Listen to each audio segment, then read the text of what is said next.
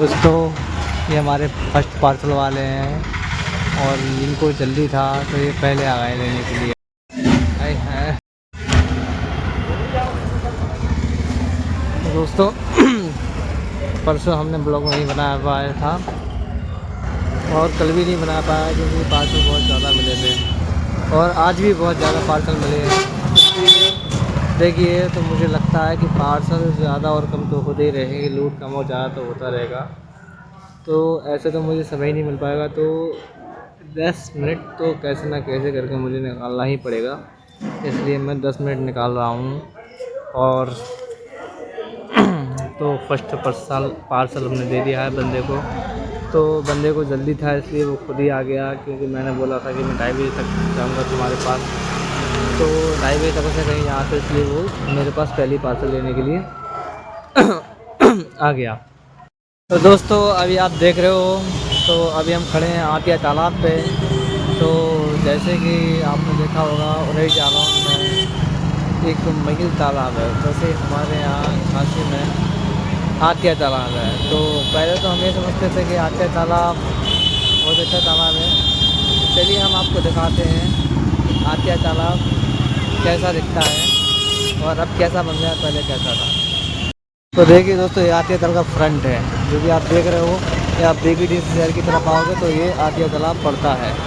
तो चलिए यहाँ तो सब लग गई है, उसके बगल से तो इसके बगल से आपको दिखाते हैं, तो बगल से ये रास्ता है इसका, चलिए दिखाते हैं आपको। दोस्तों ये आतिया तालाब है और ये आतिया तालाब का व्यू है जो कि आप देख रहे हो, कितना सुंदर लग रहा है। और दिखाते हैं आपको अच्छे से। तो आप बीच में देख रहे हो बना हुआ, पहले ये नहीं बना था, पहले ओनली टापू था। अब उस टापू को बिगाड़ के यहाँ पर ये स्टैचू बना दिया है। और देखने में तो मुझे अभी नाइट में स्वामी विवेकानंद जी का लग रहा है, जो कि स्टैचू ये है। और ये जो आतिया ताल है ना, पहले हम समझते थे कि वाह बढ़िया अच्छा पानी आता होगा, लेकिन अच्छा पानी नहीं है, ना ही इसमें कोई नहाता है। इसमें पूरी झांसी का नालियों का, बड़े बड़े नालों का पानी इसके अंदर आता है। और जब इन नालों का पानी इकट्ठा हो जाता है तो इसको ताल बोलते हैं लोग, इसलिए इसका नाम आतिया ताल रख दिया। तो दोस्तों ये हमारे झांसी का आशिक चौराहे है। यहाँ कोई किसी का आशिक नहीं है, फिर भी हमारे झांसी में आशिक चौराहा बना हुआ है। तो आप देख सकते हो ये किसकी आशिकी का आशिक चौराहा है, ये तो हमें पता नहीं है।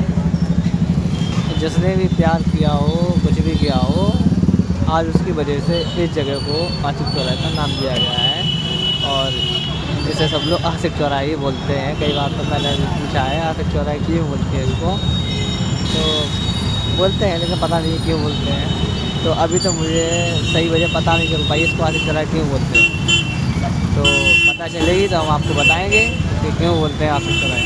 ठीक है मित्रों।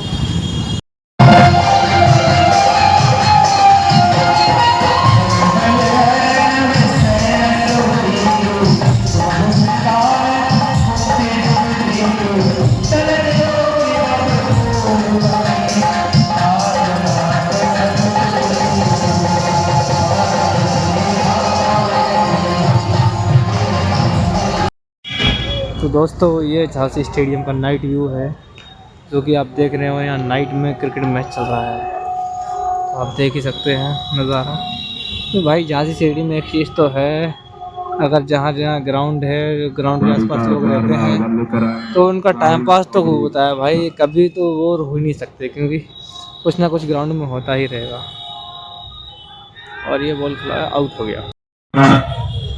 बड़े जोर से खेलना चाहते थे लेकिन बॉल सिर्फ पैड से ही संपर्क कर पाई।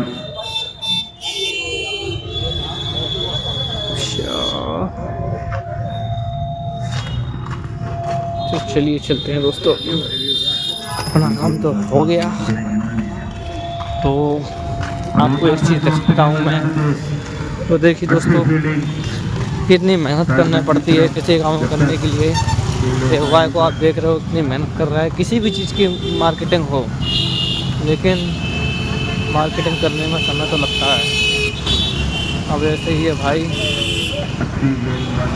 दोस्तों आपने देखा कि अभी भाई किस तरीके से मार्केटिंग करे। मार्केटिंग किसी भी चीज़ को भाई आपको फील्ड में उतरना पड़ेगा, तब जाके मार्केटिंग होगी। क्योंकि मार्केटिंग घर में बैठकर हो ही नहीं सकती है, या तो आपके पास बहुत सारे कॉन्टैक्ट हो, सारी चीज़ें हो। ये सारी चीज़ें होने के बाद भी जो भी आपका माल है कंपनी का, वो आपको लोगों को दिखाना पड़ेगा। जब तक आप लोगों को दिखाते नहीं हो तब तक आपका माल बिकता ही नहीं है। अब ये देखिए, रात को अगर देखा जाए टाइमिंग तो 6:50 हो रहा है। अभी सर्दी हो गया तो इसलिए मुझे रात लग रहा है, अभी टाइम देखा तो 6:50 है। यानी भाई 6:50 हो गया है और सर्दी भी थोड़ी-थोड़ी हो गई है, लेकिन फिर भी बंदा मेहनत कर रहा है। क्यों? ताकि मार्केटिंग उसकी उस चीज़ की बढ़ सके। चाहे वो सैलरी पे लगाओ, किसी पे लगाओ, लेकिन जो भी कर रहा हो मेहनत तो भाई कर ही रहा है। तो दोस्तों, किसी भी काम करने के लिए आपको जड़ में उतरना पड़ेगा। आप सोचो कि घर बैठे रहो, घर बैठे आपका कोई काम हो जाए, तो भाई मैं आपको बता दूँ, घर बैठे कोई काम नहीं होता है। अगर आज हम खाना भी खाते हैं तो भाई खाना खाने के लिए भी पहले रोटी को तोड़ के मुँह में रखना पड़ता है, और मुँह में रखने के बाद उसको चबाना भी पड़ता है। और अगर हम सोचें कि रोज़ बस खाना हमारे पास रख दिया जाए और बिना तोड़े मुँह में आ जाए और सीधा पेट में चला जाए, तो भाई ऐसा नहीं हो सकता। तो एक कहावत है भाई, कर्म करते रहो, फल की चिंता मत करो। तो भाई जब आप कर्म करोगे तभी रोटी आपको पेट के अंदर जाएगी। अगर आप कर्म नहीं करोगे तो रोटी आपके पेट के अंदर नहीं जाएगी। तो भाई सेम दिस यही है, हर एक चीज़ का रूल है। आप कोई भी काम करो भाई, बिना किए हुए तो कुछ हो ही नहीं सकता। जब आपको करना पड़ेगा तभी आपको वो काम मिलेगा।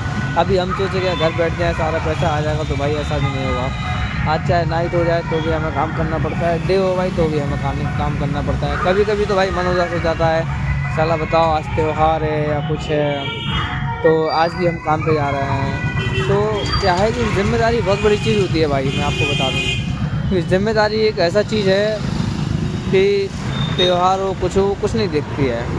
आपको हर कंडीशन में अगर आप ज़िम्मेदारी संभाल रहे हो तो कुछ भी हो तो आपको सारी चीज़ें फीकी पड़ जाएगी, लेकिन आपको सबसे पहले एक ही चीज़ लगेगी, वो है मनी, यानी पैसा।